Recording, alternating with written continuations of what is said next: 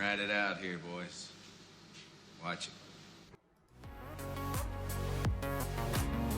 Built with German stubbornness.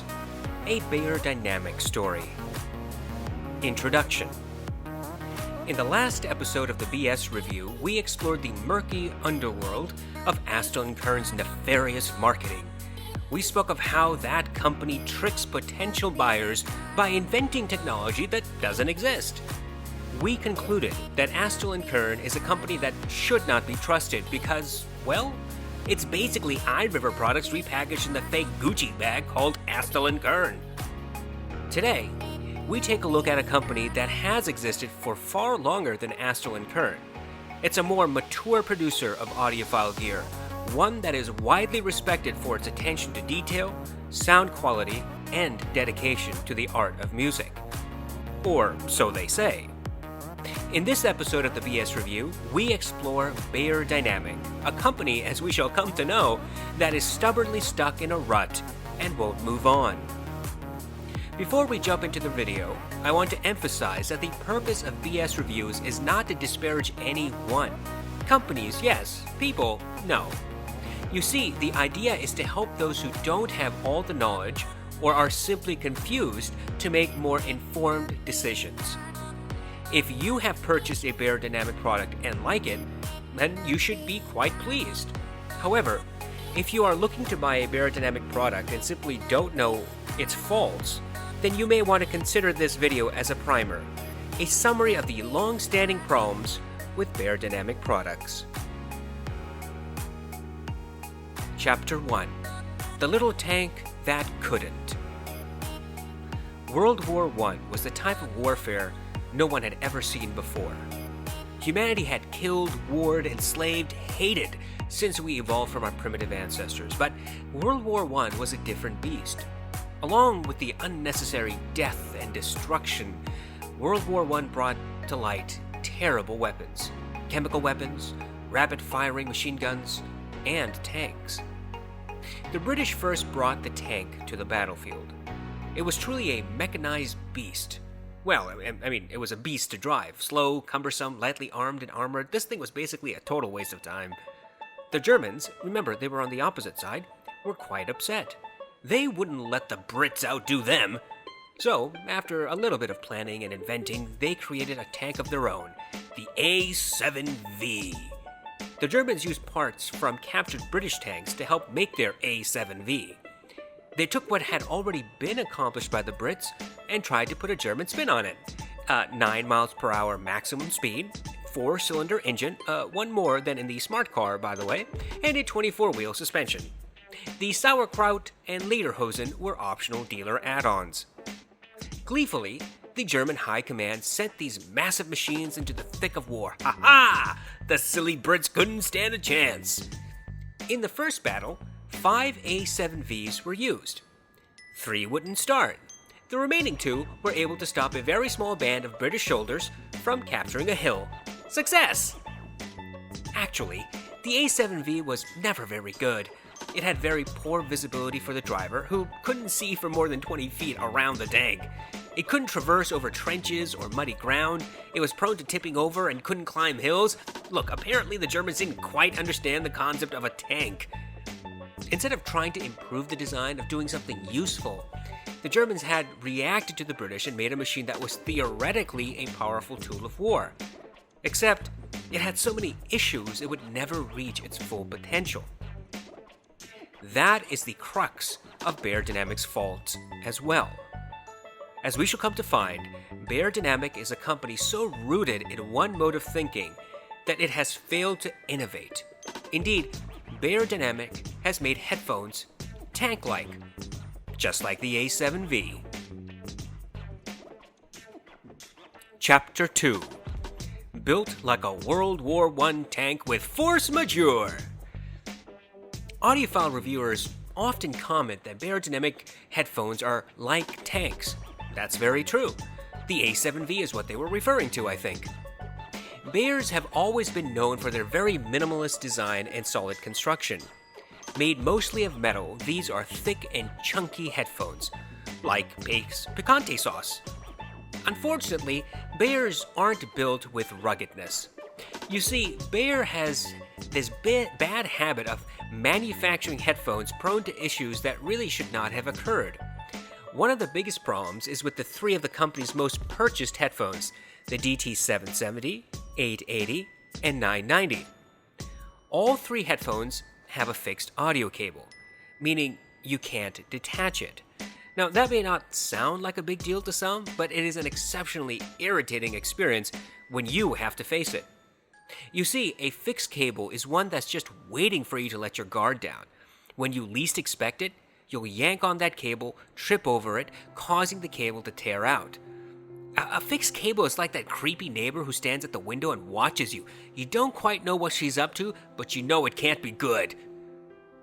I've said this often. A detachable cable is an insurance policy. Those who travel with headphones that have fixed cables put those cables under stress every time the headphones are put into a backpack. That little nub at the end of the ear cup is one you will give little thought to until you bang it against the top and it rips off. A lot like the little toe. The overall problem is that Beyer knows better.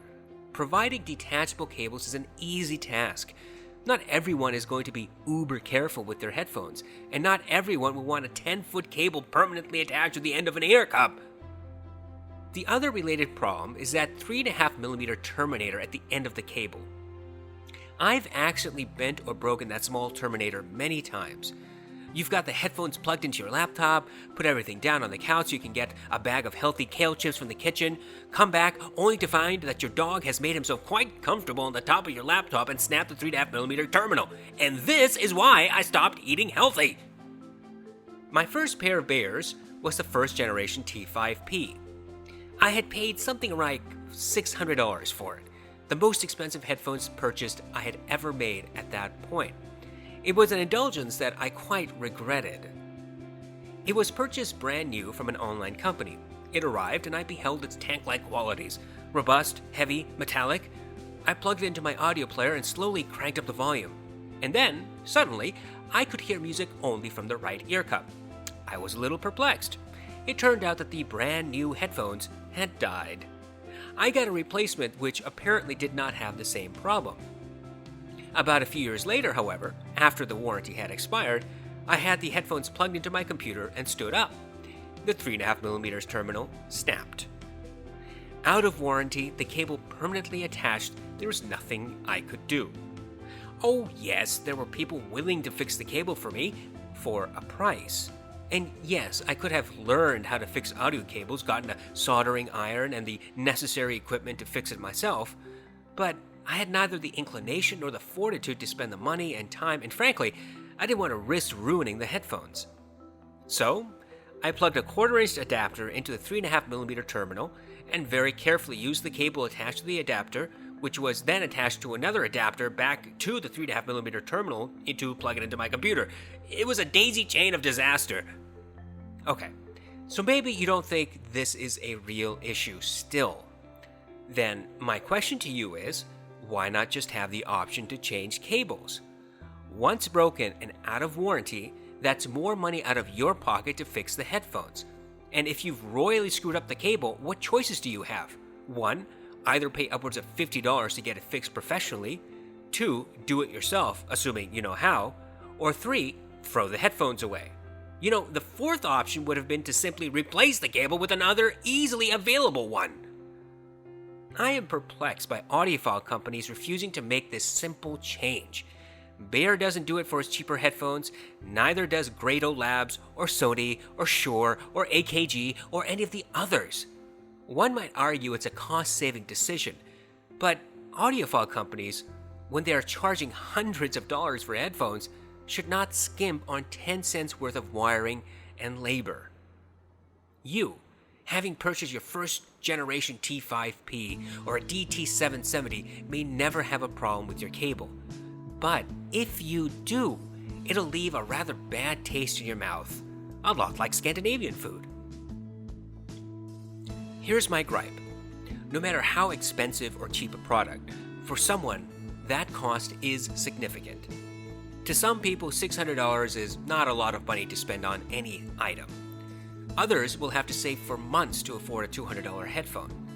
Regardless, whether you print money in your basement or work 2 jobs to live, money is money. There is an exchange between consumer and company. Without you, the company cannot exist. Without your money, the company has nothing to make. The company needs you, like that fat woman at the movie theater needs Diet Coke to make herself feel as if it counterbalances the extra large popcorn and extra butter that she ordered. It's mostly water weight, I'm sure. This is how consumers are screwed over every day. Companies cross a small line here, then another one over there, until one day you don't know what is and is not acceptable. You become the proverbial tool. Small things like the attached cable are a nuisance, but Beyer is also known for headphones that get randomly pinched cables that cut the sound to the drivers, or poorly soldered wires that come loose, or drivers that are simply dead on arrival. You can make the excuse that's just the hard knocks of life. The company shouldn't be held responsible for random driver failures. You're right, in a way. Electronics die. There's a statistical model which shows how many units of a given manufacturing cycle will be dead on arrival or will be shipped with flaws. Companies take that into consideration in their pricing. But you're the one holding the bag when it's all said and done. This is partly the equation when companies provide warranties for their products. Sometimes companies offer lifetime warranty for headphone drivers. ZMF does, but most often the warranty period is anywhere between 1 to 3 years. Beyerdynamic's warranty webpage says that they have a limited 2-year warranty. This warranty applies only to people who bought their headphones new and from a registered seller, meaning no shady alleyways in China, and have proof of purchase. The warranty excludes fixing the headphones when any of the following happens: minor defects or irregularities in the condition of the product, which are insignificant as far as the quality and intended use of the product are concerned. Accessories included with the product: headband, ear pads, windshield, and all other parts of the product that have body contact. Defects in the product resulting from force majeure. Defects in the product caused by the use of accessory components or peripheral devices which are not among the original accessories of Beyerdynamic developed for this product. I left several things out of this warranty exclusion. The things I have included are the most concerning. Now, before I go any further, I have to emphasize, this is not limited to Beyerdynamic. Every company offers a warranty that immediately limits that warranty to as little liability as possible. However, when we're talking about paying up to $1,000 or more for headphones, I don't think such a limitation is appropriate. Let's go through each of the problematic paragraphs in Beyer's warranty exclusion. Number 1. Minor defects or irregularities which are insignificant. Who decides if the defect is minor and insignificant? What if you open the box and it turns out there's a small scratch on the ear cup? When you paid $200 for that DT880, you expected a new headphone in new condition, not a new headphone in a used condition. And yet, such minor irregularities are not Beyer's fault, even though the most you've done so far is pay the money and open the brand new box. Number 2. Beyer does not offer any warranty with the accessories included with the headphones. So that extra ear pad or coiled cable in your DT1990 box? Sorry, no warranty. Which, by the way, is of some concern later down the list. Number 3. Beyerdynamic won't offer a warranty for the headband or ear pads or any other part that touches your head. In other words, if you discover within a few days of getting your new headphones that one of the ear pads has partial padding or that the headband is tearing, too bad. Number 4. You may be confused by the words force majeure. It's French. It means, go to hell, it was an act of God, and I won't be held responsible. In other words, this is a catch-all.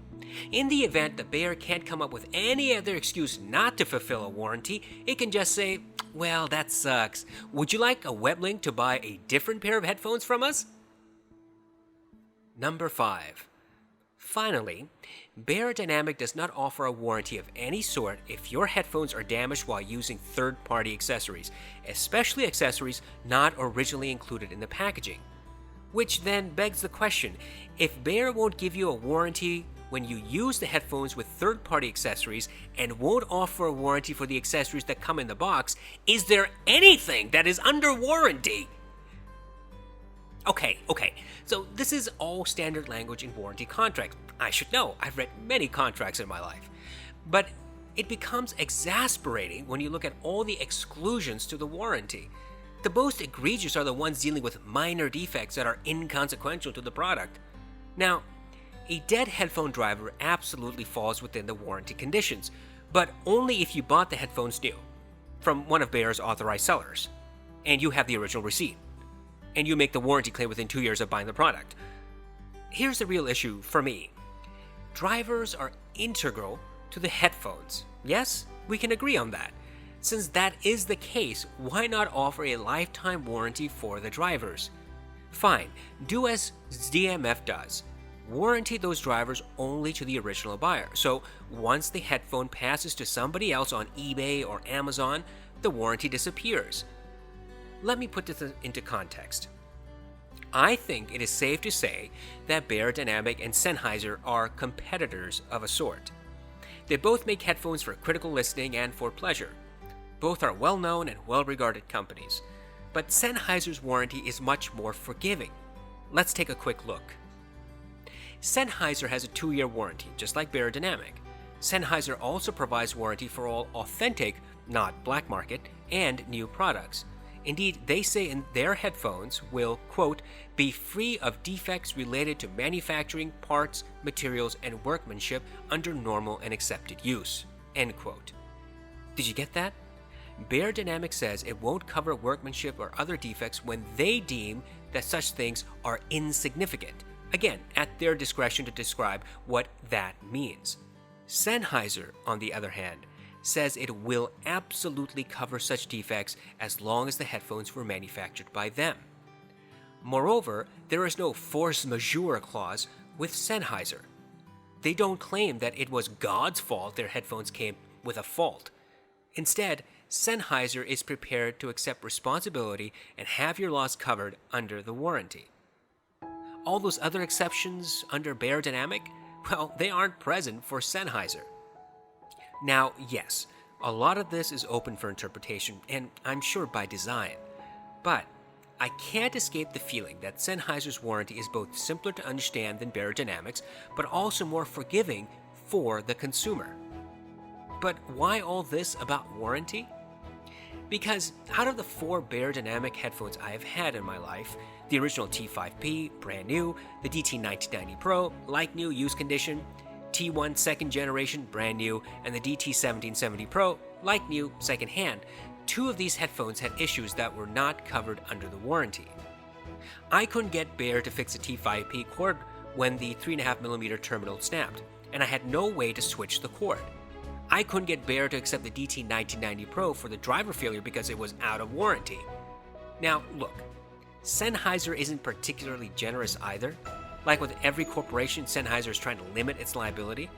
Its warranty covers new purchases made from Sennheiser authorized sellers, so not eBay or US Audio Mart or any other such place. Consequently, this discussion isn't focused specifically on Beyerdynamic. However, I simply can't excuse it either. I mean, you pay hundreds of dollars for these headphones which will have a statistical number that will be faulty, and yet Beyer will try to do everything and anything to get out of a warranty. Imagine if you bought their DT1990 from B&H Photo and have all the receipts and make a warranty claim within 2 years. Did you change the ear pads? If so, Beyer may say that you altered the headphones and it can't be covered. Did you use the headphones at a loud volume when the drivers failed? If so, you should have been more careful, and Beyer never said it condoned listening at high volumes on their 1990 Pro. Oh, you're saying that the cord that came with the headphones is sending distorted signal. Sorry, Beyer doesn't cover the accessories that come in the box. And if it all else fails, it's not Beyer's fault since 1, it's a minor issue that is insignificant, or 2, it's God's fault, so go talk to him. Do you see the ridiculousness? I've had one underlying gripe since I started my channel, that the consumer is left by the wayside, disregarded and treated like a buffoon. Whether it's hi-fi manufacturers or their cronies in the so-called reviewer community, They all treat us like idiots. We're just cash cows to them. What about treating the customer with respect? Not just a little respect. No. I think customers that legitimately buy hi-fi products should be shown the respect and courtesy they deserve, which is, without those customers, the hi-fi companies wouldn't exist. Oh, and by the way, without those customers and their money, how are hi-fi companies going to support reviewers with free gear, promotions, and other monetary incentives? Admittedly, this indictment is not just against Beyerdynamic, it's for all corporations everywhere. But I do have another indictment that is definitely Beyerdynamic as criminal defendant number 1. The DT1770 Pro. Chapter 3. The DT1770 Pro is perfectly imperfect. If you regularly watch my channel, you will have noticed that I hate the DT1770 Pro with a passion, with the utmost hate within me, with all my being. I wish all memory, all evidence of its existence wiped from the face of the planet like the Atari ET game was buried in the deep sands of some way-off New Mexican desert. Beyerdynamic says that the 1770 is, quote, perfect for mixing and mastering, and is ideal for long studio sessions thanks to their perfect fit. What psychedelic drug are the people at Beyerdynamic taking? Because I'd like some to help me relieve the PTSD I suffer due to those awful headphones. The DT1770 is not perfect. No headphone is perfect, I know that. But the 1770 is perfectly imperfect. In other words, it does nothing correctly. Beyerdynamic somehow found a way to create a pair of headphones that did the total opposite of what they were hoping. Here's the thing. I don't think that Beyerdynamic set out to mislead people. Oh boy, I think I'm going soft. I do, however, think that Beyerdynamic is so stuck in their tunnel vision that it can't see that change is good. The DT1770 has an incredibly ear-piercing sound. It has a weird bass response that interferes with other frequencies. Some have claimed that the 1770 are bass kings. In fact, Joshua Velour said exactly that. I think he smoked a bit of the Magic Dragon before listening to the 1770. Or he was kissing German ass. But it's more than just the incredibly trebly sound and irritating subpar bass response that, despite being unemphasized, still manages to distort at higher volumes. It's the fit and the driver as well. Beyer says that the 1770 is the perfect headphone for long listening sessions, in mixing or recording booths. Okay, sure, if you like your head in a vice. I had the 1770 for a month. Every time I put them on my head, I complained how tight and unforgiving they were. The tight clamping force became ever more painful the longer I wore the headphones. Combine that with the hostile sound signature, and you can imagine what torture feels like.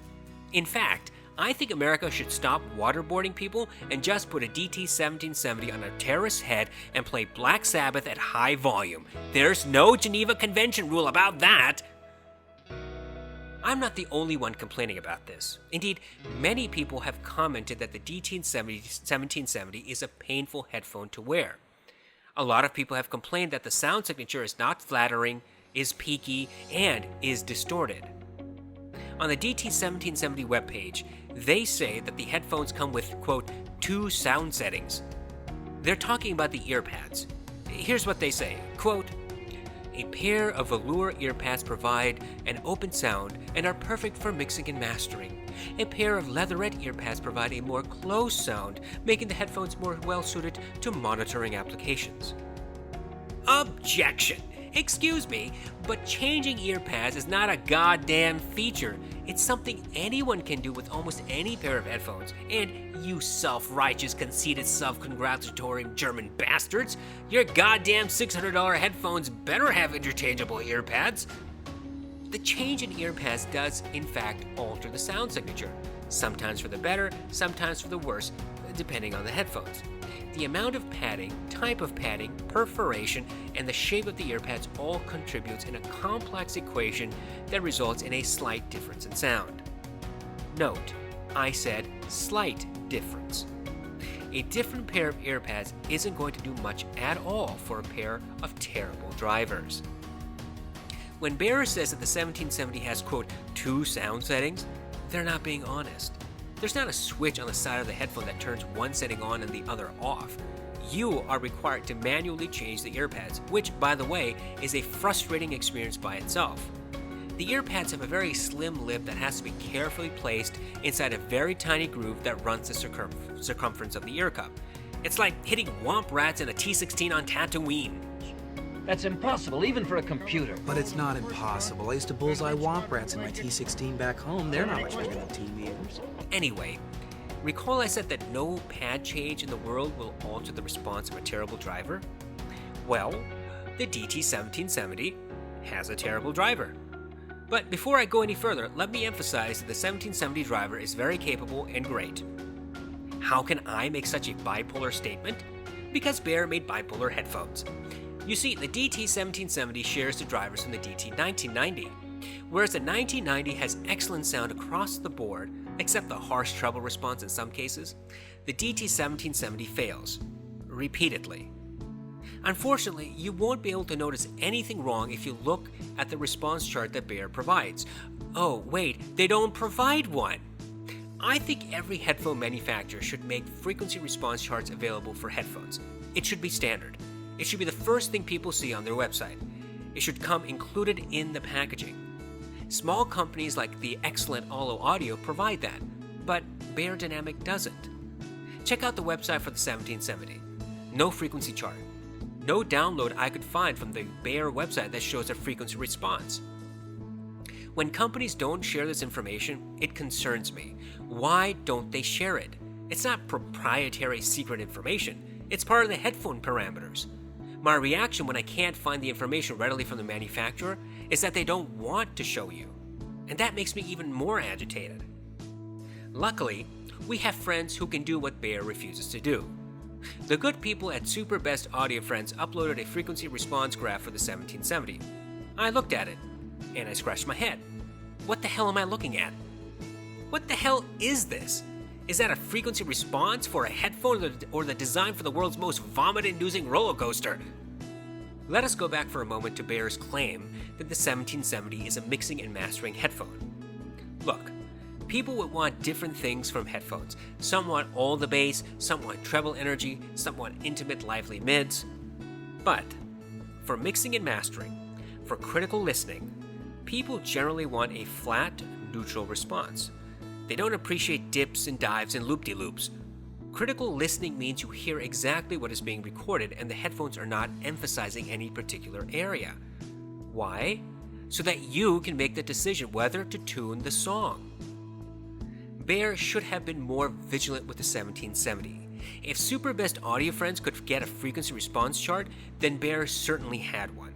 And they surely saw that the drivers were doing something funky. And then they should have gone back to the drawing board. But they didn't. Not until, that is, people got fed up and started complaining. And then they had the gall to charge you money for their mistake. Chapter 5. We're sorry about the faulty headphone. We swear we fixed it. Now give us more money. The 1770 was released in 2015. It was an experiment using the T1's Tesla driver, and for years it was sold as a defective product. Why defective? Because the frequency was goofy, because the treble was too harsh, and that's saying something for a company that has some sort of weird fetish with painful needle-like sounds.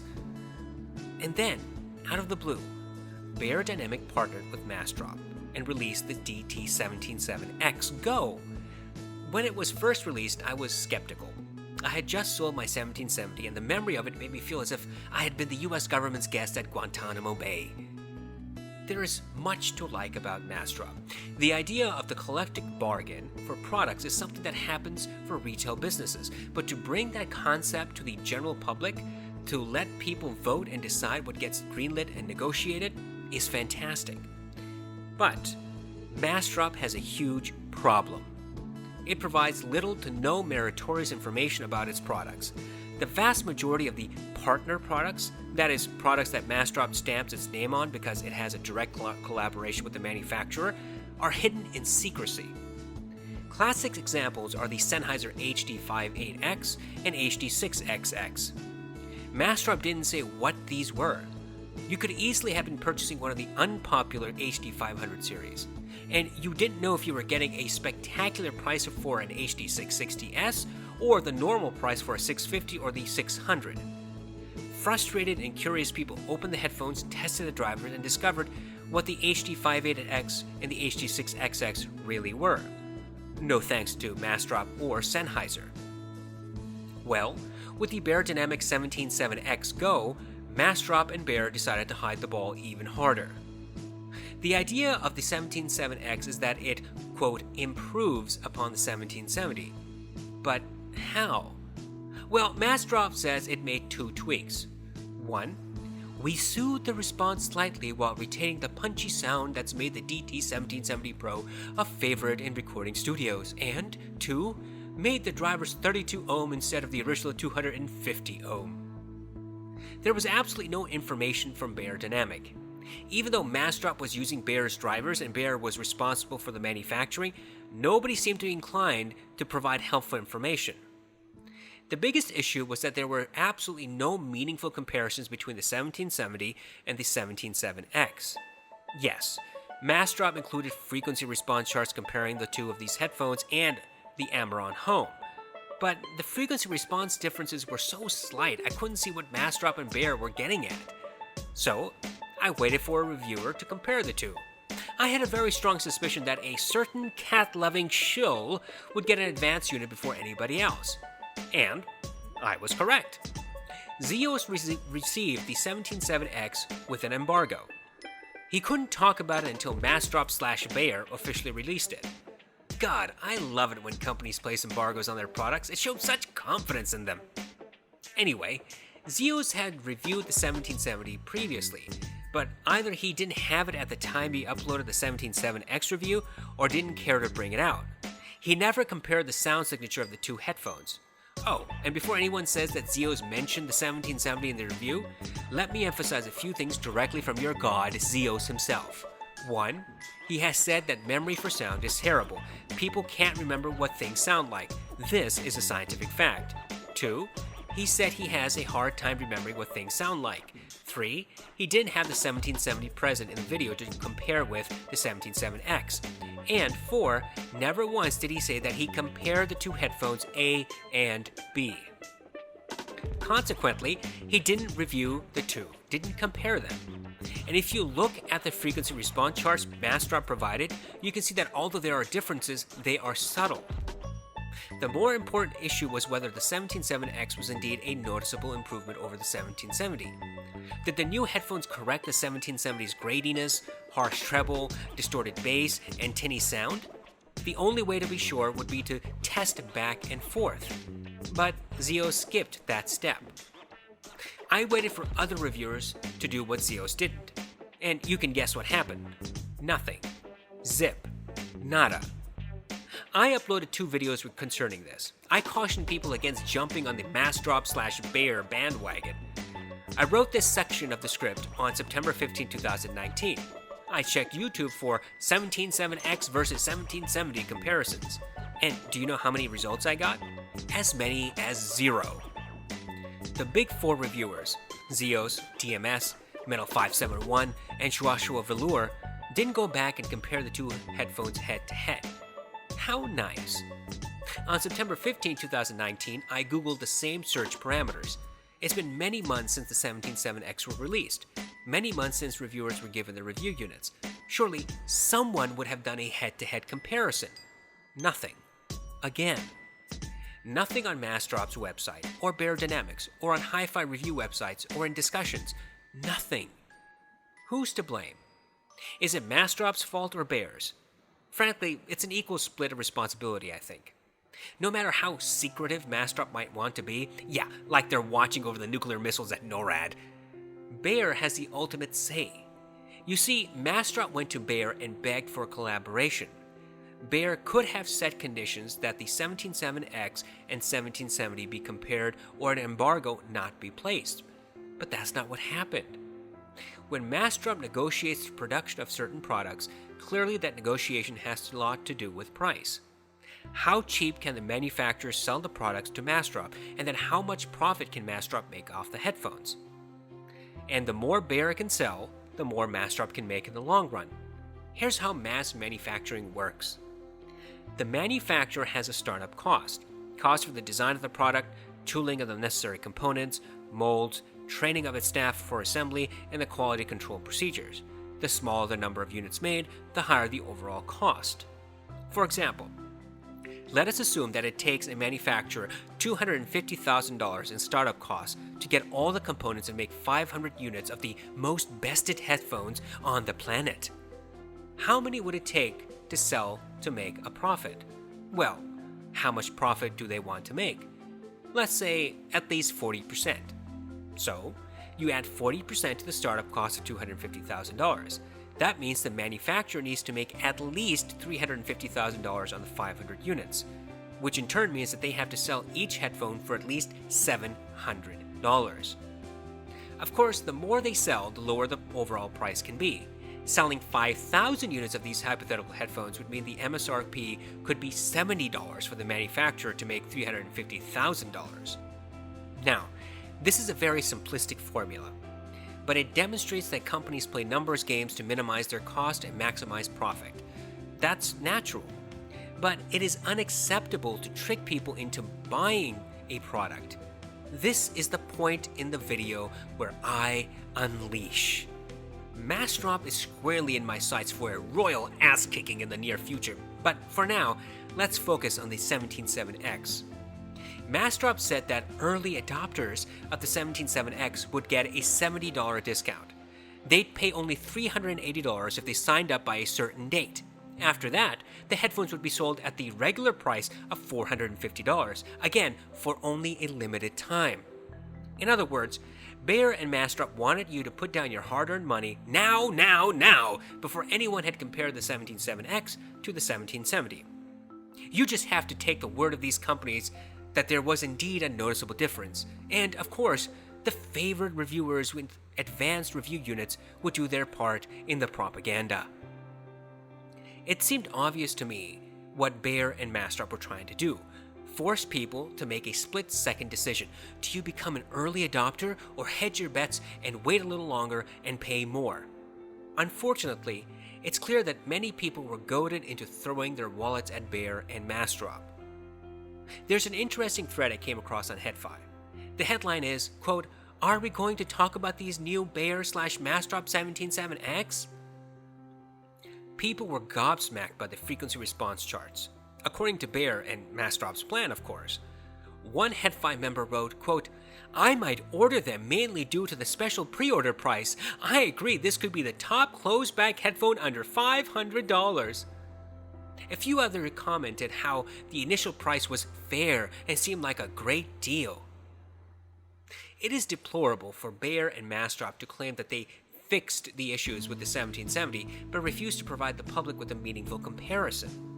It's like when you take your car to the mechanic for an oil change, and 20 minutes later he says, "All done, that'll be $200. You have that slight uneasy feeling, questioning whether the oil was actually changed. But do you know the difference? There are strict laws against mechanics doing the bait and switch, claiming to have done a job and not having done it. But there's no such law for headphone companies. They can say things in a very cute way, look at the frequency response charts, and make you think that there is an actual difference. But, of course, nobody can talk about these headphones until we say, and nobody can compare them to the 1770.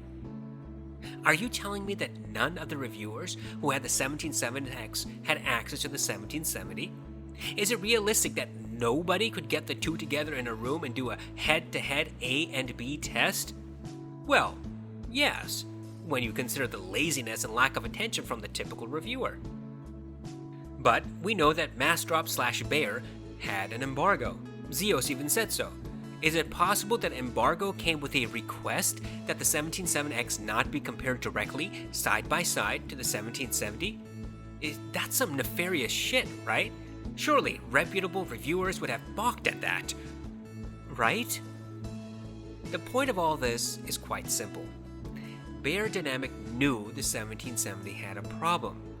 People complained repeatedly about the awful sound signature. But from 2015 to 2019, Beyer did nothing to resolve it. Did they offer a return program so that a person who bought the 1770 new but didn't like the sound could just send it back for a full refund? No. Did they offer to modify the driver to tune down the harsh treble? No. Did they tell anyone between 2015 and 2019 that they were working on a new version of the 1770 to address the issues? Well, yeah. They told Zeos and also told him to keep his fucking mouth shut, which he did. How reputable of him, right? Let's be honest with each other. There are many people who like the 1770 sound, but there are also plenty of people who hate the 1770 sound. I would suggest that the two camps are at least evenly split, and there is some evidence to suggest that the camp that hates the 1770 sound is larger. Why? Because Beyerdynamic agreed to modify the sound for the 177X. A large company doesn't do that on a whim. There has to be sufficient incentive to put in the effort. A few hundred people not liking their product is a statistical norm. But a few thousand, well, that starts cutting deep into the pockets. So, for 4 years, Beyer sold the 1770, knowing there were issues with the sound signature. And then, poof, all of a sudden, there was a 177X, and you better fucking buy it now, before it's gone. It's like a car manufacturer selling cars that have faulty brakes. Yeah, they could stop selling those cars or put in a recall to fix the brakes, but we'll just wait for the upgraded version to maybe fix them. We'll call it the Edsel 2. This is the type of shenanigans that RoboCop would be very irritated with. Let the woman go. You are under arrest. You better back up, pal! Cause he's gonna kill her! He's gonna kill her! I got this bitch! He's gonna kill her, man! He's gonna kill her!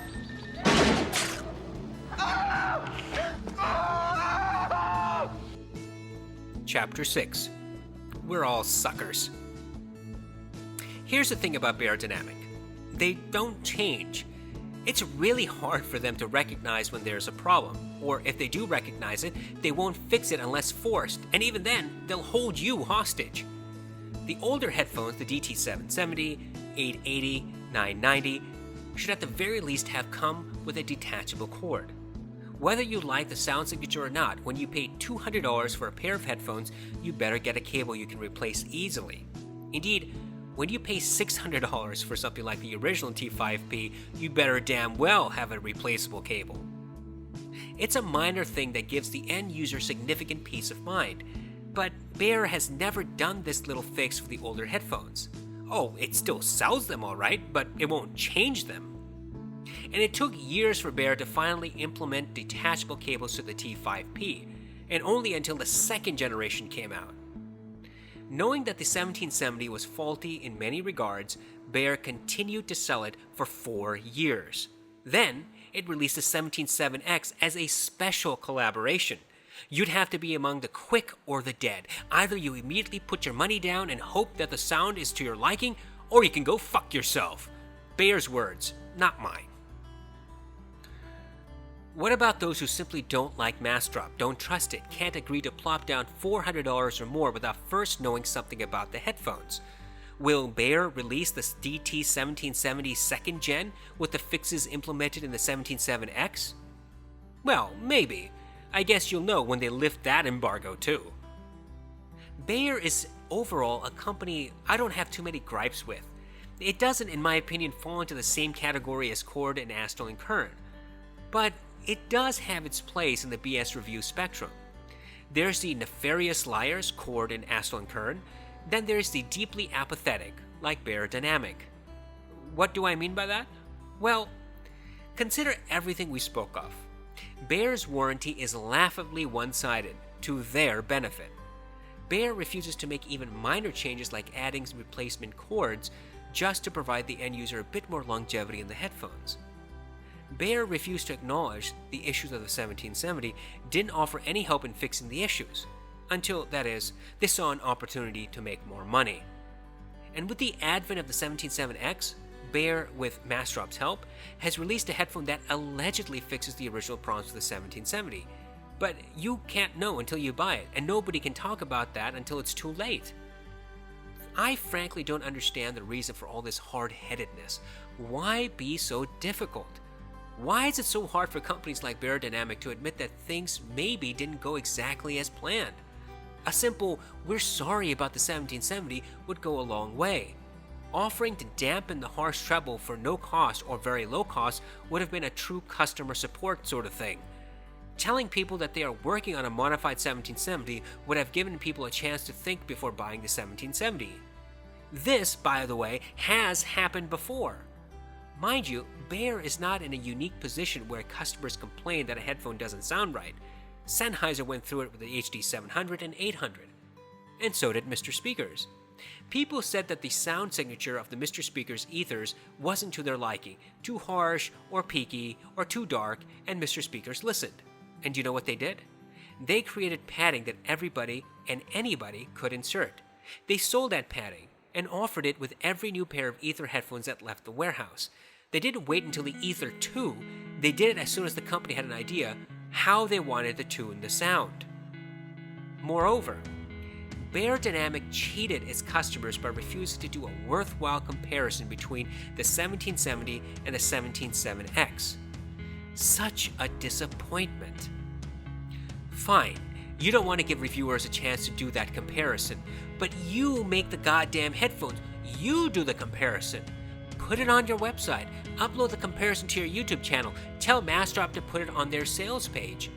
But no, not even that.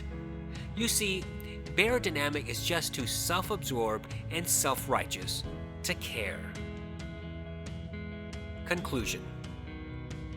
I won't say don't buy from Beyerdynamic, but I think a healthy dose of caution is deserved. If Beyerdynamic won't cover anything under its warranty, then why pay the full MSRP? Why not buy something used and at a cheaper price? If Beyerdynamic won't fix the obvious problems with its headphones, then why not buy it from a competitor? If Beyerdynamic won't provide thorough, honest information about its products, then why give this company the benefit of the doubt? I came across so-called audiophiles on forums and my YouTube channel, people who claim to be lovers of music, but in actuality are something quite different. I've said this before, you're an audiophile if you love to listen to music, period. You know the differences between a marketing scam and a worthwhile investment. Then, there's the fake audiophile, the person who defends products without ever having tried them, the person who is more interested in the new and flashy than the actual sound. You have to decide which you are. If you're the former, the true audiophile, then shady practices like with Beyerdynamic should put you off. You may still like Beyerdynamic products, but you'd view them with apprehension. If you're the latter, then I suggest you buy the DT1770, put it on your head, and listen to Black Sabbath at maximum volume for at least 8 hours. In the end, it is clear that even companies that have a long history and a generally good reputation also have a dark underbelly. It's rather unfortunate in Beyerdynamic's case. They have lots of potential, but if only they'd recognize their goddamn tank is stuck. If you enjoyed this content or any of my other videos, please consider donating to me on Patreon. I currently have 5 very giving, gracious patrons who donate a bit of their hard-earned money with me once a month, every month. Patreon funds help me save money to buy other products for reviews. You see, unlike other reviewers who get handouts from companies, I buy my own gear. I do this so that you know I made an investment, weighed my options, and bought something with a specific purpose. And when I review those products, you know I can give a fair and thorough examination of the claims. If you're a viewer but have not subscribed, then please consider subscribing. I do love seeing new subscription notifications every day. Finally, if you have a request for a review of some gear that I currently own, please visit the review request form in the description below. I will get to your review request as soon as I can. I hope all of you have a wonderful day.